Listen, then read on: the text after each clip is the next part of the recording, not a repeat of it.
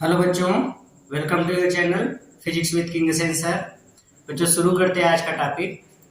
जो आज के इस टॉपिक में हम लोग सीखने वाले हैं कॉम्बिनेशन ऑफ कैपेसिटर्स के अगले टाइप में, जिसका नाम है कि टाइप 3। अभी तक हम लोग टाइप 2 तक डिस्कस किए थे, आज टाइप 3 को कवर करने वाले हैं। टाइप 3 में हम लोग वायर कनेक्शन प्रॉब्लम और कुछ व्हीट स्टोन ब्रिज से रिलेटेड प्रॉब्लम्स को सॉल्व करेंगे। तो सबसे पहले मैं आपको एलिमेंट के बारे में बता दूं, एलिमेंट क्या होता है। एलिमेंट फिजिक्स में जब हम लोग इलेक्ट्रिसिटी डिस्कस करते हैं तो एक वर्ड आता है एलिमेंट। एलिमेंट को हिंदी में अवयव बोलते हैं।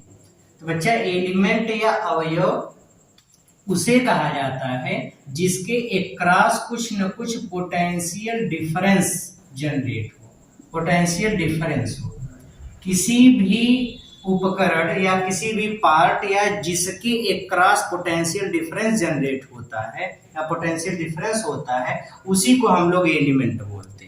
एग्जाम्पल के लिए जैसे सेल या बैटरी की बात करूं तो सेल या बैटरी का ये जो बड़ी वाली लाइन है ये हायर पोटेंशियल को दिखाता है, हायर वोल्टेज को, और ये जो छोटी वाली लाइन है ये लोअर वोल्टेज या लोअर पोटेंशियल को दिखाता है। तो ये हायर पोटेंशियल ये लोअर पोटेंशियल को दिखा रहा है। तो मैं यहाँ पे बोलूंगा कि ये उच्च विभव या निम्न विभव पे, तो दोनों के बीच एक पोटेंशियल डिफरेंस है, एक विभवांतर है, इसलिए सेल या बैटरी को हम लोग एक एलिमेंट बोलेंगे। तो ये एक एलिमेंट कहलाएगा, ठीक है। तो एलिमेंट का मतलब जिसके सिरों के बीच पोटेंशियल डिफरेंस जनरेट हो। इसी तरीके से अगर मैं बात करूं, ये तो सेल या बैटरी हो गया। अगर मैं बात करता हूँ रेजिस्टेंस, जैसे मान लो कि यहाँ पे कोई एक रेजिस्टेंस है R, इस रेजिस्टेंस पे करंट जा रही है I, ये वाला पॉइंट है A, ये वाला पॉइंट है B। तो इस रेजिस्टेंस के सिरों के बीच भी एक पोटेंशियल डिफरेंस जनरेट होगा। ओम्स लॉ के अकॉर्डिंग V बराबर I इंटू R, तो यहाँ पे पोटेंशियल डिफरेंस एक मिल रहा है, तो हम बोलेंगे कि ये रेजिस्टेंस भी क्या है, एक एलिमेंट है। एलिमेंट किसी भी सर्किट में यूज वो पार्ट होता है, वो चाहे डिवाइस बोले या कुछ भी बोले, जिसके सिरों के बीच, एलिमेंट एक ऐसा पार्ट है सर्किट में जिसके सिरों के क्रॉस कुछ ना कुछ पोटेंशियल डिफरेंस होता है। तो यहाँ पोटेंशियल डिफरेंस मिल रहा है, इसलिए हम बोलेंगे कि रेजिस्टेंस भी क्या है, एक एलिमेंट है। ओके, अच्छा, जैसे रेजिस्टेंस एलिमेंट हो गया, उसी तरीके से एक एलिमेंट और इसको हम लोग कैपेसिटर बोलते हैं। मान लो ये कोई कैपेसिटर है, इसके प्लेटों के बीच या इसका कैपेसिटेंस है C, इस पर चार्ज Q स्टोर हुआ है, तो इन दोनों पॉइंट्स के बीच एक पोटेंशियल डिफरेंस होगा या इसके प्लेटों के बीच एक पोटेंशियल डिफरेंस होगा, that is V equals Q by C। तो एक पोटेंशियल डिफरेंस यहाँ भी मिल रहा है, इसलिए हम इसको भी क्या बोलेंगे, एक एलिमेंट। तो कैपेसिटर भी एक एलिमेंट होता है। इसी तरीके से इंडक्टर भी एक एलिमेंट होता है, जिसको हम लोग प्रेरक बोलते हैं। तो बच्चों एलिमेंट क्या है, अगर हम एलिमेंट के बारे में बताएं तो एलिमेंट का मतलब किसी भी सर्किट का वो पार्ट होता है एलिमेंट जिसके सिरों के बीच एक विभवांतर उत्पन्न होता है। एलिमेंट वो होता है जिसके सिरों के बीच एक विभवांतर उत्पन्न होता है, एक पोटेंशियल डिफरेंस हो, उसी को हम एलिमेंट। अब एलिमेंट में आते हैं, जैसे सेल या बैटरी हो गई, हमारा रेजिस्टेंस हो गया, कैपेसिटर हो गया, इंडक्टर हो गया, ये सभी किसके अंतर्गत आते हैं, तो आंसर है ये सभी एलिमेंट के अंतर्गत आते हैं, सब एलिमेंट है। क्लियर हो गया। तो एलिमेंट जिसके सिरों के अक्रॉस पोटेंशियल डिफरेंस जनरेट हो, तो उसको हम लोग एलिमेंट बोलते हैं। तो ये एलिमेंट होता है। अगर मैं बात करूं एक कंडक्टर वायर, तो बच्चों एक कंडक्टर वायर में वैसे तो रेजिस्टेंस सभी वायर के अंदर होता है, रेजिस्टेंस तो सभी पदार्थ में होता है, किसी में ज्यादा किसी में कम।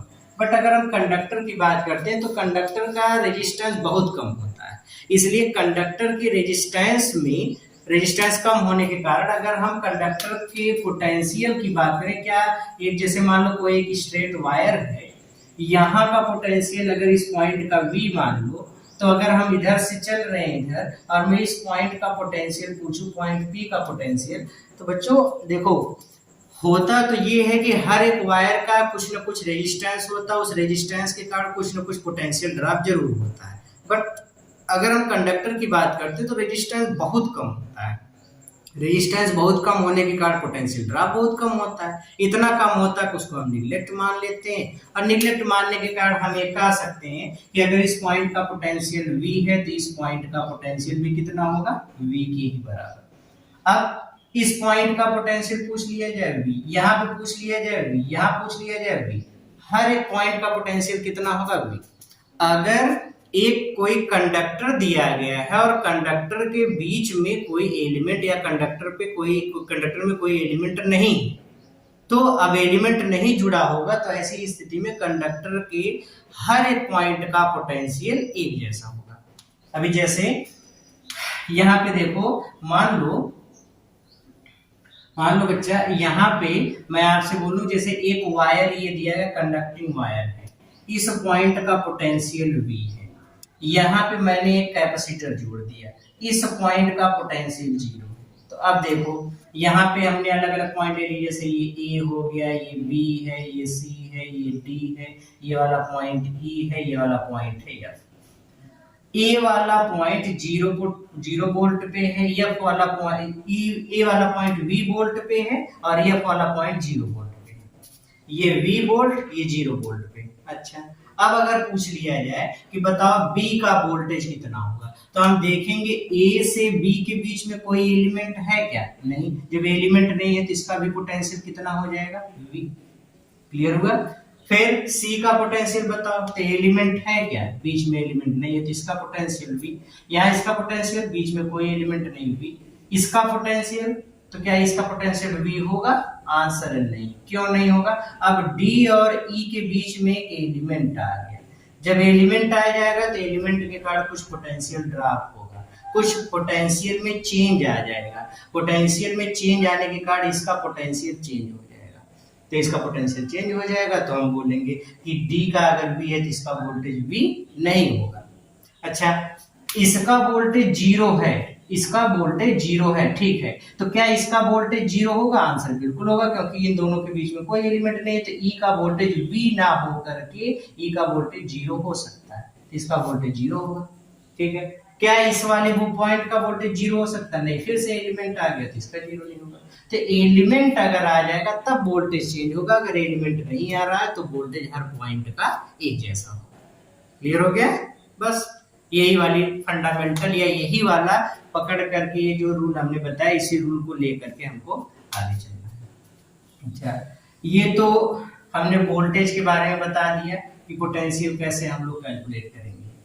एक सर्किट में, एक मैं सर्किट बना के दे रहा हूँ, उस सर्किट में अगर मैं आपसे पोटेंशियल पूछूं तो पोटेंशियल आप कैसे निकालोगे। जैसे देखो, मान लो कि कोई एक सेल या बैटरी जुड़ी है, ये सेल या बैटरी है, इस सेल या बैटरी में यहां तक कोई एक कैपेसिटर जुड़ गया, और इसको लेकर के जाओ, यहां पर एक कैपेसिटर जुड़ गया ऐसे, और इस वाले से मैंने एक रेजिस्टेंस जोड़ दिया, ये ऐसे। अब देखो, हमने अलग अलग पॉइंट्स, इस वाली बड़ी वाली प्लेट का वोल्टेज हमने 10 वोल्ट बोल दिया, इसका वोल्टेज 0 वोल्ट है, ठीक है। इस वाले पॉइंट का वोल्टेज हमने 2 वोल्ट बोल दिया, ये।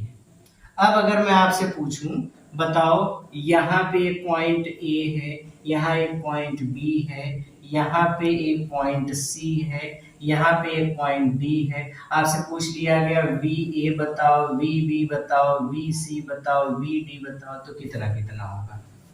तो वोल्टेज कैसे कैसे फाइंड आउट करोगे। देखो, पहली चीज, अगर ये वाला 10 वोल्ट पे है तो ये भी कितने वोल्ट पे होगा, 10 वोल्ट। अब 10 से यहाँ पे देखो बीच में कोई एलिमेंट नहीं, तो इसका भी वोल्टेज 10 वोल्ट, मतलब ए का वोल्टेज 10 वोल्ट, ये 10 वोल्ट हो गया, ठीक है। फिर इसी तरीके से क्या D का वोल्टेज 10 वोल्ट होगा, नहीं। क्यों नहीं, क्योंकि A से D तक अगर जा रहे हैं तो A से D के बीच में एक एलिमेंट आ गया, पोटेंशियल ड्रॉप होगा, तो उसका वोल्टेज 10 नहीं मिल सकता। तो अगर इसका वोल्टेज 10 नहीं मिलेगा तो इसका वोल्टेज होगा कितना, तो इसका वोल्टेज देखो, तो यहाँ से देख लो, इसका वोल्टेज 2 वोल्ट है, 2 और D के बीच में कोई एलिमेंट है क्या, नहीं है, तो इसका वोल्टेज कितना होगा, 2 वोल्ट, तो इसका वोल्टेज 2 वोल्ट, मतलब VD कितना आ गया, 2 वोल्ट, ठीक है।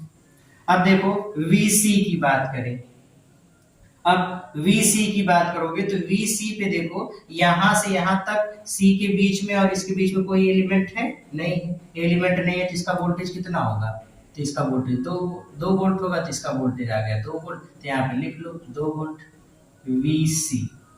VC कितना हो गया 2 वोल्ट। अब B की बात करें तो B वाला 10 वोल्ट पे, तो इसको 10 वोल्ट कर दो, तो ये 10 वोल्ट हो गया। क्लियर हो गया। तो आई होप अब वोल्टेज निकालना आप लोग जान गए होंगे, तो किसी पॉइंट का वोल्टेज इस तरीके से हम लोग फाइंड आउट कर लेंगे। क्लियर हो गया, ओके। अब मैं बात करने जा रहा हूं या इंट्रोडक्शन देने जा रहा हूं व्हीट स्टोन ब्रिज का। बच्चों यहाँ पे मैं केवल उसका छोटा सा हिंट दूंगा, उसके बारे में उतनी इंफॉर्मेशन आपको यहाँ पे नहीं मिल पाएगी जितना कि जब हम लोग चैप्टर पढ़ेंगे इलेक्ट्रिकल कंडक्शन या वैद्युत चालन, एक यूनिट हमको मिलेगी इलेक्ट्रिसिटी की, वहां पे हम लोग जितना ज्यादा इसको पढ़ेंगे। एक चैप्टर हमको मिलेगा किरचॉफ्स रूल के बारे में, तो वहां पे हम लोग Wheatstone bridge, metre bridge, ऐसे जब डिवाइसेस अलग अलग पढ़ेंगे, पोटेंशियोमीटर वगैरह, तो वहां पे एक टॉपिक हमको व्हीट स्टोन ब्रिज की मिलेगी और वहां पे हम डिटेल से पढ़ेंगे कि ऐसा क्यों होता है। जैसे P/Q बराबर R/S, रेजिस्टेंस का रेशियो वो इक्वल होता है, या ये जो रिलेशन होता क्यों, अनबैलेंस्ड ब्रिज का क्या मतलब है, बैलेंस्ड क्या है, ये सारी चीजें बड़ी डिटेल में पढ़ेंगे। यहाँ पे मैं उसके बारे में केवल आपको छोटी सी इंफॉर्मेशन दूंगा कि कैसे इसके जो रूल है, इसका जो लॉज है, उसको आप कैसे अप्लाई करोगे। देख लेते हैं बच्चों, wheat stone bridge wheat stone bridge क्या होता है। तो व्हीट स्टोन ब्रिज एक व्यवस्था है, एक ऐसा अरेंजमेंट है एलिमेंट का जिसमें हम एलिमेंट को एक चतुर्भुज के रूप में व्यवस्थित कर लेते हैं। देखो जैसे मान लो अगर मैं रेजिस्टेंस की बात करूं या कैपेसिटर की बात करूं, तो यहाँ पे मान लो मैं रेजिस्टेंस ले लिया, एक रेजिस्टेंस ये हो गया, एक रेजिस्टेंस ये हो गया, एक रेजिस्टेंस ये हो गया और एक रेजिस्टेंस ये हो गया। सपोज ये R1 है, ये R2 है, ये R3 है, ये R4 है, ठीक है। अब एक ये जो चतुर्भुज के रूप में ये हो गया, एक और रेजिस्टेंस में इसके एक डायगोनल पे जोड़ देता हूं, ये रेजिस्टेंस है R5, ये हो गया। जो दूसरा डायगोनल बच रहा है उसके एक क्रॉस मैं सेल या बैटरी कनेक्ट कर देता हूं। ये जो व्यवस्था आपको दिख रही है, ऐसी शेप वाली व्यवस्था को हम लोग बोलते हैं wheat stone bridge. Wheat stone bridge, Hindi में इसको बोलते हैं गेहूं पत्थर का पुल, नहीं, व्हीट स्टोन नाम है, तो व्हीट स्टोन नाम है, व्हीट स्टोन ब्रिज इस व्यवस्था को कहते हैं। हिंदी नहीं बोलेंगे गेहूं पत्थर का पुल, आ जाओ समझते हैं गेहूं पत्थर का पुल ऐसा नहीं, तो व्हीट स्टोन नाम है। तो यहाँ पे ये एक ऐसी व्यवस्था है जिसमें हम एलिमेंट को ऐसे चतुर्भुज के रूप में जोड़ देते हैं और एक उसके डायगोनल पे कोई एक एलिमेंट और दूसरे डायगोनल के एक क्रॉस हम लोग जोड़ देते हैं सेल या बैटरी को। तो बच्चों यहाँ पे व्हीट स्टोन ब्रिज की जो कंडीशन हम लोग पढ़ने वाले हैं वो कंडीशन है बैलेंस्ड ब्रिज की। किसकी? Balanced bridge. बैलेंस्ड ब्रिज में आप देखो बच्चों, अगर R1 बटे R2 अगर इस तरीके से व्यवस्था मिल जाए और एलिमेंट में ये हो कि R1 बटे R2 बराबर R3 बटे R4 मिल जाए, अगर ऐसा रिलेशन मिल गया तो ऐसे रिलेशन मिलने के बाद हम ये बोल सकते हैं, हम क्या बोल सकते हैं, तो हम ये बोल सकते हैं कि ये वाला जो बीच वाला जो R5 वाला जो एलिमेंट है ये इफेक्टलेस होगा, इसका इस सर्किट पे कोई इफेक्ट नहीं पड़ेगा। कब? अगर this upon this is equal this upon this होगा तो इसका मतलब ये बीच वाला जो एलिमेंट है ये इफेक्टलेस होगा, और इस स्थिति को हम लोग बैलेंस्ड ब्रिज बोलते हैं। जब R1 बटे R2 बराबर R3 बटे R4 मिल गया तो उसको हम लोग बैलेंस्ड ब्रिज की स्टेट बोलते हैं। तो बैलेंस्ड ब्रिज में ये वाला बीच वाला जो एलिमेंट होगा वो इफेक्टलेस होगा। तो इफेक्टलेस होगा। अब अगर हमसे पूछ लिया गया इक्विवेलेंट रेजिस्टेंस बताओ या तुल्य धारिता जैसा कुछ कैपेसिटर वगैरह जोड़ के तुल्य धारिता पूछ लिया जाए तो अब कैलकुलेशन आसान हो जाएगा। ये दोनों सीरीज में, ये दोनों सीरीज में, इसका जो कॉम्बिनेशन और इसका जो कॉम्बिनेशन है दोनों पैरेलल में, तो इक्विवेलेंट निकल जाएगा। वोल्टेज वगैरह हर चीज हम यहाँ से कैलकुलेट कर सकते हैं। बात आ गई समझ में? तो ऐसा होगा। अब अगर इसी को कैपेसिटर के रूप में हम लोग जोड़ें तो कैपेसिटर वाले में ऐसे आप इसको बता सकते हो कि wheat stone bridge, balance bridge अगर दिया है तो किस शेप में आपको मिल सकता है। तो बैलेंस ब्रिज की शेप देखो बैलेंस ब्रिज की शेप कुछ इस तरीके से आ जाओ। तो बैलेंस ब्रिज की शेप जैसे बच्चों मान लो कि एक कैपेसिटर यहाँ है, एक कैपेसिटर यहाँ है, एक कैपेसिटर यहाँ है और एक कैपेसिटर यहाँ है। अब यहाँ पे इस बार एक और कैपेसिटर जोड़ दिया गया, ये एक यहाँ पे, ये मान लो C1, 4 कैपेसिटर दिए गए C1, C2, C3, C4 और ये C5, 4 के किनारे किनारे पे, एक बीच में। अब इसके एक क्रॉस एक सेल या बैटरी जोड़ दी गई है ऐसे, इस वाले के एक क्रॉस एक सेल या बैटरी जोड़ दी गई है। अब आपसे कहा दिया गया find equivalent capacitance of this. जैसे मान लो C1 आ गया 2 माइक्रोफैरड, ये आ गया मान लो 4 माइक्रोफैरड, ये है 3 माइक्रोफैरड और ये आ गया 6 माइक्रोफैरड। अब आपसे पूछ लिया जाए क्या ये वाला बैलेंस ब्रिज होगा। अब अगर आप बैलेंस ब्रिज होगा या ऐसे कहा दिया गया कि A और B के बीच तुल्य धारिता कितनी होगी, तो कैसे फाइंड आउट करोगे? Very easy. आपको A और B के बीच तुल्य धारिता निकालनी है तो आप क्या करोगे? आप ये करोगे कि जिसके जिसके बीच तुल्य धारिता पूछी जाए, A B या C D, जिसके जिसके भी बीच तुल्य धारिता पूछी जाए, जैसे मान लो A B C D ऐसे पॉइंट दिए गए, तो आप क्या करो, A और B के बीच अगर तुल्य धारिता आपसे पूछी गई है A और C के बीच, A और C के बीच किसी के भी बीच पूछी गई हो, तो आप उसके लिए करोगे क्या? सबसे पहले देखो कि क्या ये एक बैलेंस ब्रिज है। तो यहाँ पे देखो 2/4 करोगे बराबर 3/6। आप किधर से भी रेशियो लो, अगर आप दिस अपान दिस करो तो दिस अपान दिस के इक्वल होना चाहिए। अगर हम इधर से अनुपात लेते हैं, इधर से इसका अनुपात लोगे दिस अपान दिस, तो दिस अपान दिस होना चाहिए। तो अगर हम इधर से इधर का लेते हैं तो इधर से इधर कर लो, मतलब कोई सा भी आप रेशियो लो, कोई सा भी आप रेशियो लो, सब रेशियो हमेशा आपस में कैसा मिलेगा? इक्वल। सब रेशियो आपस में कैसा मिलेगा? इक्वल मिलेगा। तो इस तरीके से आपको रिलेशन मिलेगा। जैसे अगर 2/4 बराबर 3/6, या अगर हम इधर से लेते हैं तो 2/3 बराबर 4/6, इस तरीके से लेते हैं। और अगर हम इधर से इधर का लें, इधर से इधर का लें तो भी वही बात। ये क्रॉस वाला इस तरीके से नहीं, क्रॉस वाला मतलब ये नहीं कि 2/6 बराबर 3/4, ये वाला नहीं। मतलब या तो इसका इसका रेशियो, इसका इसका रेशियो, या इसका इसका, इसका इसका, ये रेशियो, ये हमेशा आपस में इक्वल होना चाहिए। अगर ऐसा हो रहा है तो हम इसको बोलेंगे कि ये व्हीट स्टोन ब्रिज है। तो बीच वाला जो ये वाला जो कैपेसिटर था C5, ये इफेक्टलेस होगा, तो इसको हटा दो। इसको हटा देंगे तो अब कॉम्बिनेशन समझ में आ जाएगा कि ये दोनों सीरीज में, ये दोनों सीरीज में कॉम्बिनेशन पैरेलल में होंगे। क्लियर हो गया? तो ये व्हीट स्टोन ब्रिज होता है। तो व्हीट स्टोन ब्रिज पे काफी क्वेश्चन हम लोगों को मिलते हैं। अब एग्जाम्पल पे आ जाते हैं। बहुत हो गया बकवास, बहुत हो गई कहानी, बकवास नहीं था, इंपॉर्टेंट चीज थी। चलिए अब आते हम लोग, अब देखते हैं जो हम लोगों के न्यूमेरिकल या जो टॉपिक हम लोग पढ़ने वाले हैं आज के टाइप में, उसको हम लोग देखते हैं, उस पर कुछ क्वेश्चंस वगैरह देखते हैं। तो व्हीट स्टोन ब्रिज का एक छोटा सा कॉन्सेप्ट हमने दिया आपको, वही कॉन्सेप्ट आपको याद करना है और वही लेके चलना है। तो बच्चों शुरू करते हैं टाइप 3 के बारे में। टाइप 3 में अभी हम लोगों ने जो इंट्रो में देखा, तो आज के टॉपिक में हम लोगों को व्हीट स्टोन ब्रिज और वायर कनेक्शन प्रॉब्लम को सॉल्व करना है।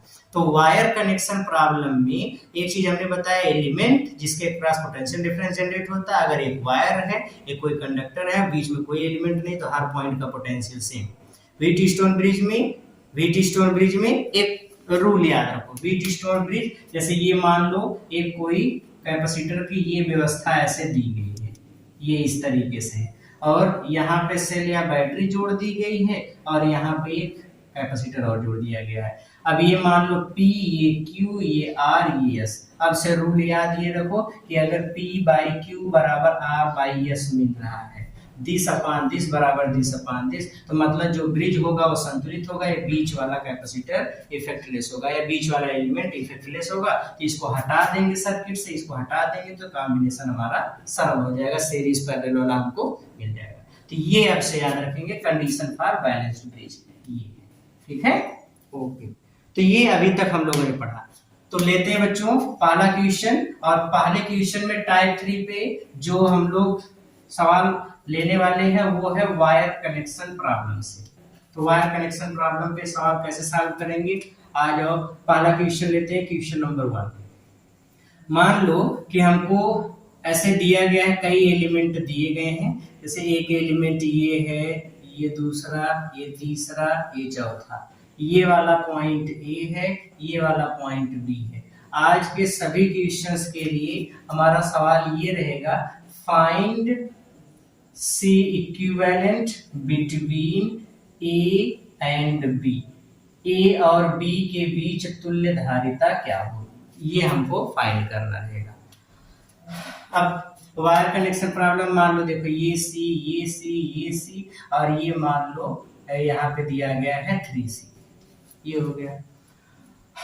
अभी आपसे पूछ लिया गया, बताओ तुल्य धारिता कितनी होगी। तुल्य धारिता तो अभी तो बड़ा आसान है, ये सब सीरीज में सबको जोड़ दो कि यहाँ से एक वायर लेके गए, यहाँ पे गिरा दिए, यहाँ पे जोड़ दिए, और एक वायर यहाँ से उठा के लेके गए, यहाँ पे ऐसे जोड़ दिए, ये हो गया। अब यहाँ पे ऐड करने के बाद अब आपसे C इक्विवेलेंट पूछ लिया गया, कैसे निकालोगे, तो वही हम वोल्टेज मेथड अप्लाई करेंगे। बच्चों जिन दो पॉइंट के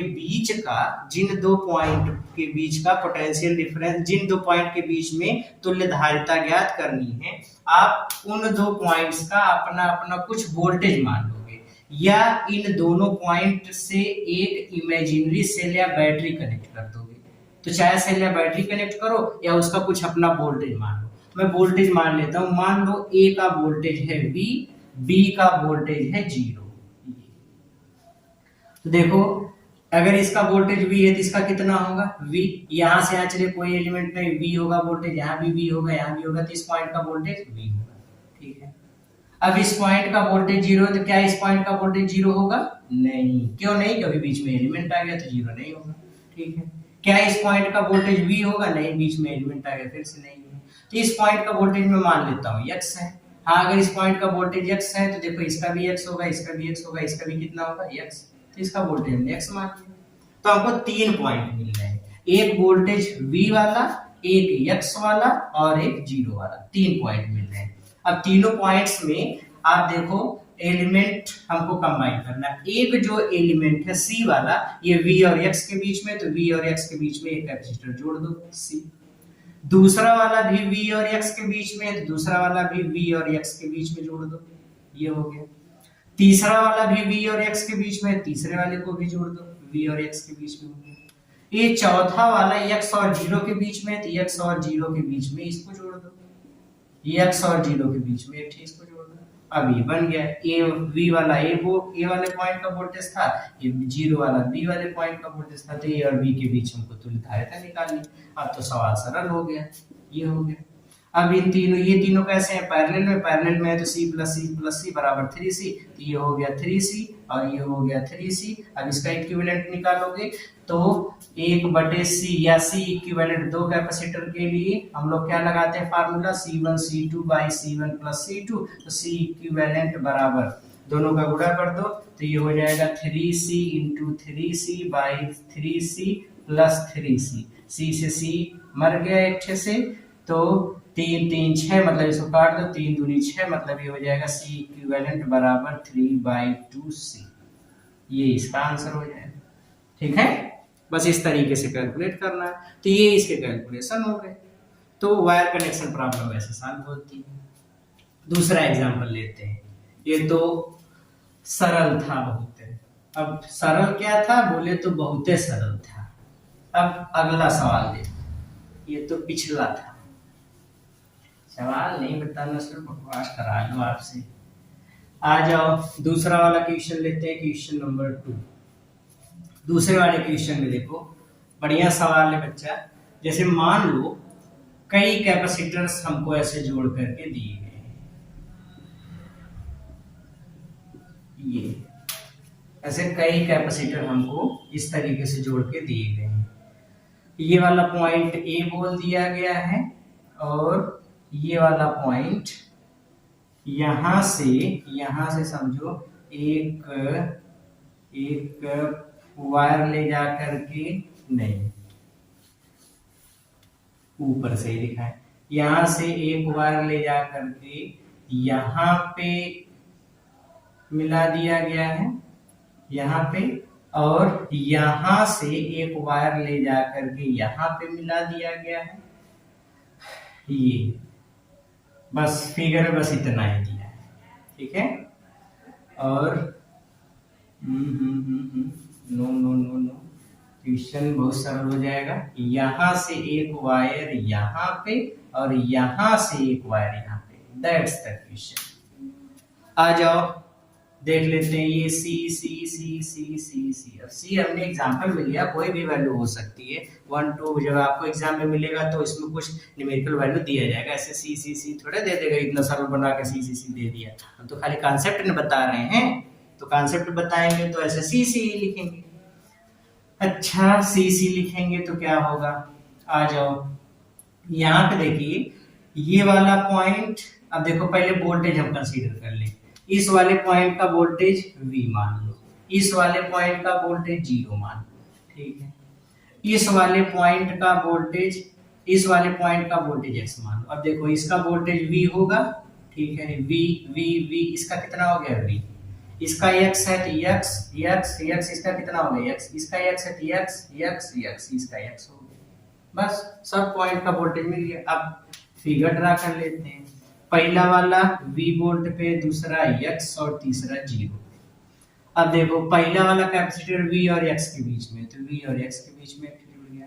दूसरा वाला भी V और X के बीच में, तो V और X के बीच में और जुड़ गया, ये हो गया। छी पत्ते गंदा लिखते हो सर।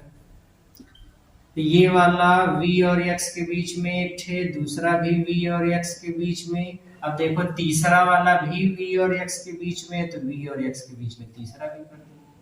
अब चौथा वाला X और X के बीच में। अब X और X के बीच में क्या मतलब हुआ, X और X के बीच में मतलब ये हुआ बच्चों, ध्यान से देखो, यही चीज मैं आपको इस क्वेश्चन में समझाना चाहता था, इसीलिए कई बार क्वेश्चन को डिस्टर्ब करना पड़ा। देखो ये वाला पॉइंट X वोल्ट पे, ये वाला पॉइंट X वोल्ट पे है।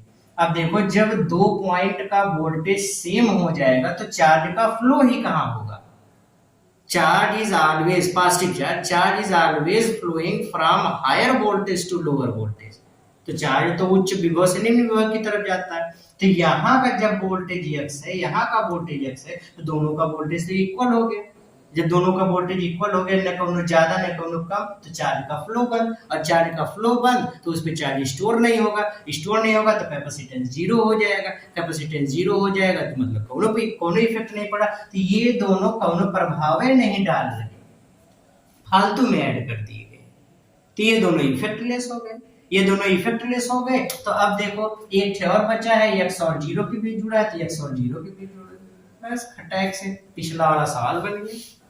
ये तो पिछला वाला सवाल था भाई, ये C C C C, ये तीनों का 3C, और ये किस पे जुड़ा है C पे, तो एक कैपेसिटर यहाँ बना दो, एक कैपेसिटर इसका इक्विवेलेंट 3C और इसका हो गया C। अब ये दोनों सीरीज में हो गए तो इसका C इक्विवेलेंट निकालो, C equivalent C1 C2 by C1 plus C2, ये हो जाएगा 3C into C by 3C plus C, ये हो जाएगा 3C स्क्वायर बाई 4C, एक इससे मर गया तो 3 बाई 4C, ये हो गया C इक्विवेलेंट। बस कहानी खत्म, बस यही आपको सॉल्व करना था। तो समझ में आया, अगर कभी भी दो पॉइंट के वोल्टेज सेम मिल जाए और उसके बीच में एलिमेंट जुड़े हैं तो दैट मींस वो इफेक्टलेस है। तो उसका मतलब क्या हुआ कि वो कैसे हैं इफेक्टलेस, तो इफेक्टलेस हो गए। क्लियर हो गया। तो ये वायर कनेक्शन प्रॉब्लम थी, और वायर कनेक्शन प्रॉब्लम को इस तरीके से सॉल्व करना है। ओके, अब लेते हैं सवाल कुछ जिसमें हमको व्हीट स्टोन ब्रिज व्रिज टाइप मिलेगा। ब्रिज ब्रिज, तो आ जाओ देखते हैं व्हीट स्टोन ब्रिज वाले पर बेस्ड एक दो सवाल, बढ़िया सा मस्त सा प्यारा सा क्यूट सा। आ जाओ, कहीं मत जाओ, आ जाओ।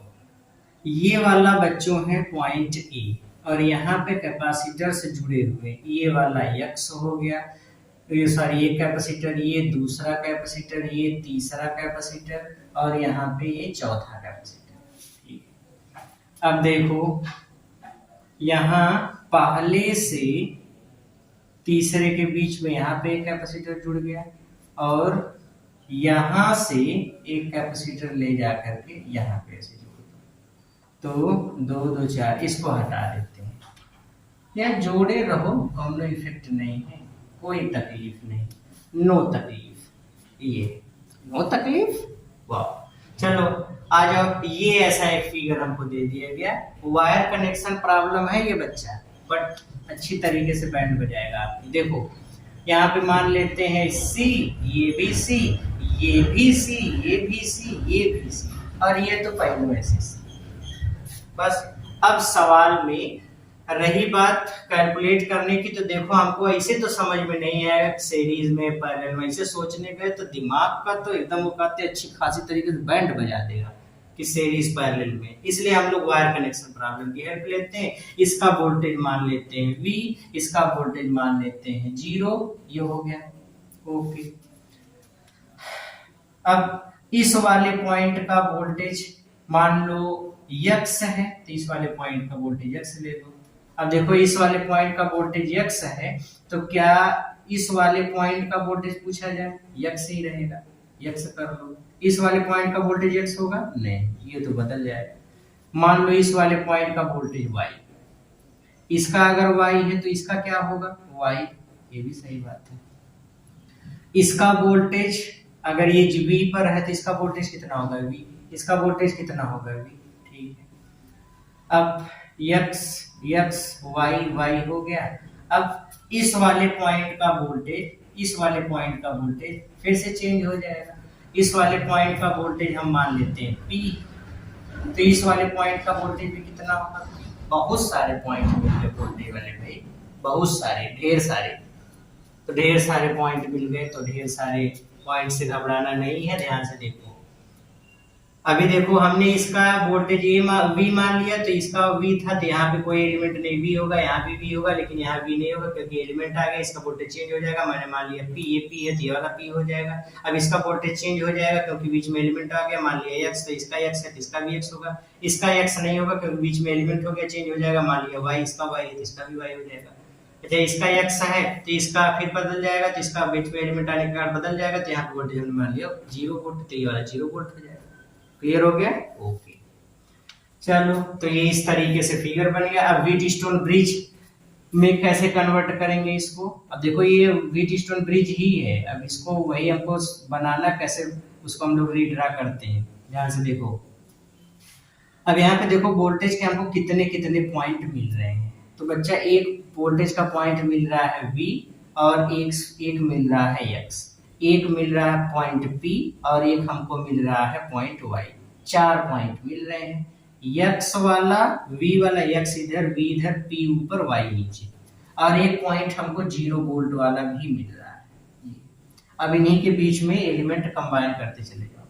देखो अगर मैं इस एलिमेंट की बात करूं तो ये V और Y के बीच में, तो V और Y के बीच में एक एलिमेंट जोड़ दो, V और Y के बीच में एक एलिमेंट जोड़ दिया ऐसे।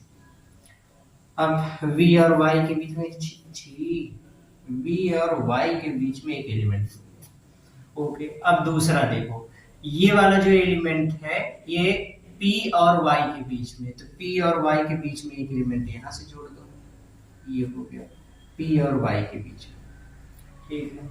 अब फिर इस वाले एलिमेंट को देखो, तो ये वाला एलिमेंट V और P के बीच में, V और P के बीच में एक एलिमेंट यहाँ पे जोड़ दो, ठीक है, तो V और P के बीच में हो गया। इस वाले एलिमेंट की बात करें तो P और X के बीच में है, तो P और X के बीच में एक एलिमेंट यहाँ पे जोड़ दो, ये हो गया P और X के बीच में, ये हो गया। फिर इसके बाद इस वाले एलिमेंट की बात करें तो Y और X के बीच में है, तो y और x के बीच में एक एलिमेंट यहाँ पे जोड़ दो, ये हो गया चतुर्भुज बन गया। वाह मजा आ गया, चतुर्भुज बनते ही तो हमको समझ में आ गया तो व्हीटस्टोन ब्रिज बन गया। फिर x और 0 के बीच में एक है तो x और 0 के बीच में एक जोड़ दो, तो सब C इसे सब कैपेसिटेंस C ही है, ये सब के कैपेसिटेंस C हो गए। अब देखो, अब असली मजा यहाँ पे, हमने बताया था अगर दिस अपान दिस बराबर दिस अपान दिस मिल जाए तो इसका मतलब दिस इज बेकार, तो इसका मतलब ये इसका कोई इफेक्ट नहीं है, तो इसका कोई भाई C बटे C बराबर C बटे C मिल रहा है, मतलब ये इफेक्टलेस हो गया। इफेक्टलेस हो गया तो इसको हमारे सर्किट में लाने की कोई जरूरत नहीं है, घर से इसको निकाल देते हैं, इसको घर से दो निकाल। अब तो एकदम सरल हो गया, सी सी सीरीज इसका कॉम्बिनेशन पैरेलल, तो सी सीरीज में है इसका 1/c s बराबर 1/c प्लस 1/c बराबर 2/c बराबर c/2, तो इसका जो अब कॉम्बिनेशन करोगे तो इन दोनों का इक्विवेलेंट हमको मिल जाएगा, एक कैपेसिटर यहाँ से मिलेगा c/2 और वैसे ही इन दोनों का इक्विवेलेंट निकालोगे तो इसका इक्विवेलेंट हो जाएगा c/2 और ये दोनों ऐड है, एक कैपेसिटर इससे c धारिता वाले से, ये इससे ऐड है c/2 पैरेलल में है, दोनों को ऐड कर दोगे c/2 मतलब c और ये उसके साथ c सीरीज में हो गया, c/2 इसका इक्विवेलेंट c और ये वाला c। अब फिर इन दोनों का निकालो तो ये दोनों फिर से किस में आ गए, सीरीज में, ये पैरेलल थे तो पैरेलल में c/2 प्लस c/2 बराबर c, उसके साथ ये सीरीज में, तो सीरीज में आ गया तो टोटल कितना हो जाएगा cs बराबर c1 c2 by c1 plus c2, तो c गुणे c बटे c प्लस c बराबर c/2, मतलब cs बराबर किसके c/2, ये हो गया। तो ये इसकी तुल्य धारिता होगी। मजा आया व्हीटस्टोन ब्रिज पे? हाँ अच्छा लगा, जान के अच्छा लगा, अच्छे लगा, ठीक है। एक लास्ट क्वेश्चन, और वो क्वेश्चन इस वीडियो का नहीं है, वो क्वेश्चन इस वीडियो का नहीं है। वो लास्ट क्वेश्चन क्या है, वो लास्ट क्वेश्चन ध्यान से देखो। लास्ट क्वेश्चन है बच्चों होमवर्क, आप भूल गए होंगे बट हम नहीं भूलते। यहाँ पे हमने आपको इसके पहले वाले वीडियो में एक होमवर्क दिया था, हर क्वेश्चन में आपसे होमवर्क मिलेगा, तो होमवर्क करते रहेंगे, बिना होमवर्क के काम नहीं चलेगा। तो होमवर्क हमने दिया था, उसी होमवर्क को सॉल्व करेंगे। आज अब पहले हम लोग क्वेश्चन इसका लिख लेते हैं कि क्वेश्चन क्या था। क्वेश्चन ये दिया गया था, देखो बच्चों ये एक कैपेसिटर दिया गया था, ये और यहाँ पे दो भाग में इसको ऐसे डिवाइड किया गया था। एक भाग की डिस्टेंस d/3 थी, ये वाली भाग की जो है इस कैपेसिटर की प्लेटों के बीच की दूरी d/3 थी, और ये वाली जो डिस्टेंस थी ये 2d/3 थी, ठीक है। यहाँ पे एक डाइलेक्ट्रिक भरा गया था K1 जिसका मान था 3, और यहाँ पे एक डाइलेक्ट्रिक था जिसका मान था 6, ये है। और आपसे कहा दिया गया कि अगर वायु संधारित्र, जब इसकी प्लेटों के बीच कुछ नहीं था तो इसकी धारिता थी 9 माइक्रोफैरेड, कितनी थी 9 माइक्रोफैरेड। तो आपसे कहा दिया गया कि इस तरीके से भरने के बाद इसका एरिया हमको दिया गया है A, इसका एरिया कितना है A, इसका एरिया दिया गया है। आपसे कहा दिया गया find C equivalent of this capacitor, तो इसकी हमको धारिता इक्विवेलेंट कैपेसिटेंस फाइंड आउट करने के लिए पूछा गया था। उसमें ऑप्शंस वगैरह भी कुछ दिए गए थे, मैं ऑप्शंस नहीं लिख रहा हूँ, मैं सीधे सीधे इस पे क्वेश्चंस को सॉल्व करके बता रहा हूँ। आ जाओ, तो इसको हमको क्या करना था, हमको इसको बस खाली इसे घुमा करके खड़ा करना था, तो इसको इसे घुमा करके खड़ा कर दो, घुमा करके खड़ा कर दिए तो ये कैपेसिटर इस तरीके से बन गया। इसका एरिया A, इसका भी एरिया A, डिस्टेंस इधर वाली हो गई d/3 और ये वाली डिस्टेंस हो गई 2d/3, ये हो गया। अच्छा, यहाँ पे भरा गया K1 बराबर 3, यहाँ पे भरा गया K2 बराबर 6। इसको मैं फिर से और तोड़ लेता हूँ, इसको तोड़ लिया तो एक कैपेसिटर ये हो गया और दूसरा कैपेसिटर ये हो गया। इसके प्लेटों के बीच की दूरी d/3, इसके प्लेटों के बीच की दूरी 2d/3, इसका भी एरिया A, इसका भी एरिया A। यहाँ पे K1 बराबर 3 है, यहाँ पे K2 बराबर 6 है, दोनों सीरीज में है। तब सीरीज के लिए इक्विवेलेंट वाला फार्मूला लगा दो। इसके लिए सबसे पहले C1 C2 निकाल ले, इसकी धारिता C1 मान लो, इसकी धारिता C2 मान लो। तो सबसे पहले C1 निकालें, तो C1 बराबर K1 epsilon not A by D, इस वाले फार्मूले का यूज करो। C K बराबर क्या होता है, K epsilon not A by D, ये फार्मूला हम लोग को पता है।